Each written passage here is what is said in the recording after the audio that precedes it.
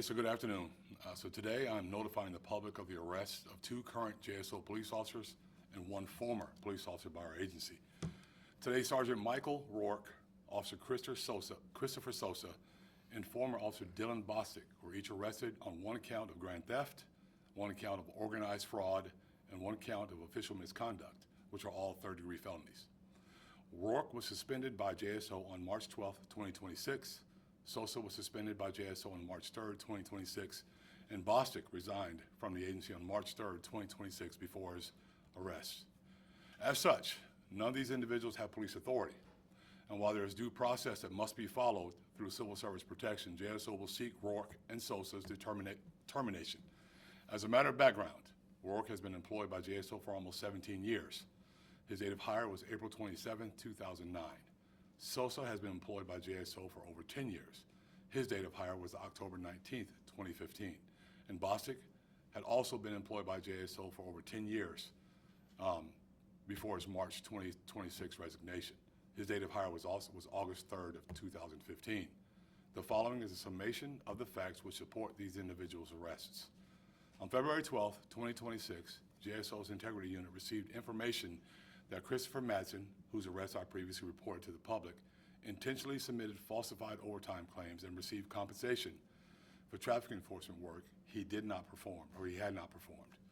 And based on revelations of Madsen's arrest, Integrity detectives began a larger investigation into overtime payments made to officers for traffic assignments. This investigation revealed that Rourke, Sosa, and Bostic all wrongfully submitted claims for compensation for overtime traffic assignments that they purportedly worked. Integrity detectives discovered that these individuals either did not complete any or all of the traffic enforcement work which they claimed compensation. As a result of these fraudulent claims, Rourke received compensation for 51 overtime hours that he did not complete between December 1st, 2025 and February 7th, 2026, resulting in his unjust enrichment of more than $4,600 of public funds. From December 9th, 2025 to January 23rd, 2026, Sosa received compensation for 147.5 hours, overtime hours, that he did not complete, resulting in his unjust enrichment of more than $10,700 in public funds. And from December 1st, 2025 through February 23rd, 2026, Bostic received compensation for 243 hours that he did not complete, resulting in his unjust enrichment of more than $18,000 in public funds. All these payments were made by a combination of the City of Jacksonville payroll and the State of Florida FDOT grant reimbursements.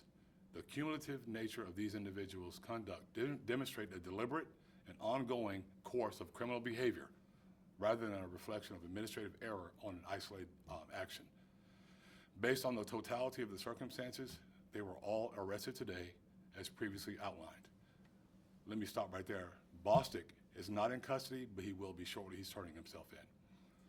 While this investigation remains open and ongoing, based on the information currently available to Integrity detectives, JSO does not anticipate additional arrests stemming from traffic overtime misconduct. Rourke, Sosa, and Bostic's arrests are the 3rd, 4th, and 5th arrests by JSO employees by this year, by us, as an agency in 2026. Listen, I've said this 1,000 times. You're probably going to get tired of hearing me saying it, that no one's above the law.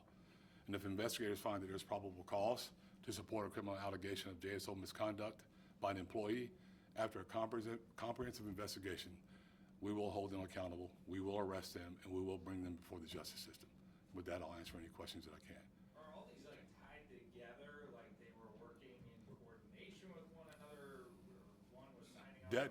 That doesn't appear to be the case. This just appears to be these guys had knowledge that they could do this, and they were taking advantage of the system. What is the agency doing to try to stop this from happening in the future? So now, when they go and they work these types of jobs, they're going to have to report to an on-duty supervisor.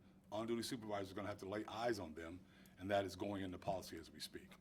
We're talking about these high number of hours of traffic enforcement. Yep.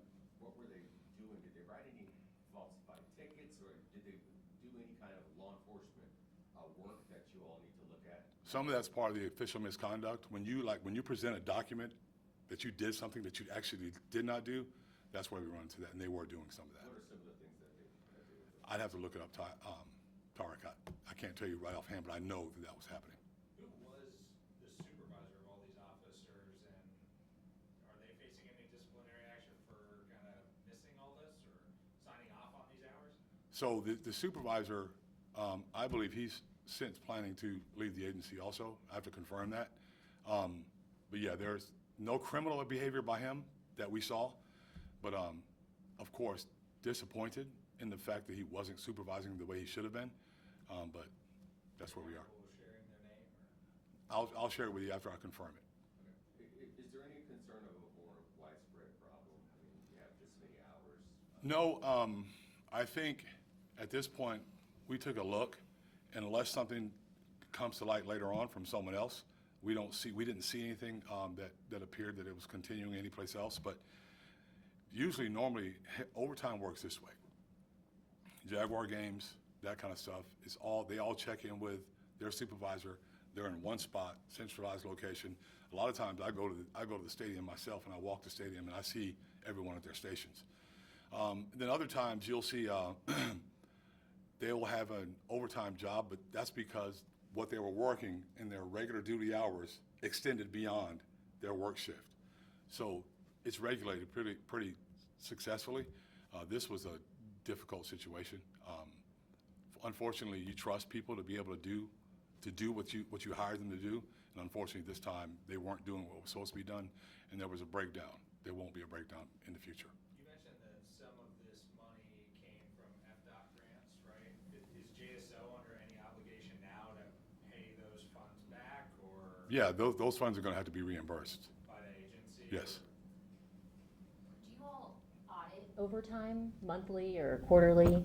Yeah, yes. We have a pretty strict budget cycle, and this came to light because of Madsen, and we wanted to take a closer look to see if anyone else was doing it. And here we are. You mentioned that they knew they could get away with it. In a sense, were you saying that Madsen or Easton, one of the two, This is not about Eason. This is not even about Madsen. This is just where it all started. how did Tarek, they know that they could get away with it? I guess they'd done it a couple times, and they figured like they could continue to get away with it. But eventually, when you start doing dirt, and you do wrong things, you're going to get caught, and we're going to catch you. The napkin math, I think the combined total of these three officers, maybe $33,300-ish in. That's what your napkin says. Yes, sir. Do you know what portion of that or what the dollar amount that will have to be paid back to FDOT is? I don't. I don't imagine it's all of it. but- No, I don't. I don't. Any message for taxpayers who are concerned about their tax money being? Yeah, I mean, that's a legitimate concern, right? Yeah, we're not going to allow it to happen. We're going to make corrections. You know, in any business, when you find things that should not be happening, you adjust. And you establish policies, and you hold supervisors accountable to make sure that we don't allow this to happen again, and we're not going to allow it to happen again.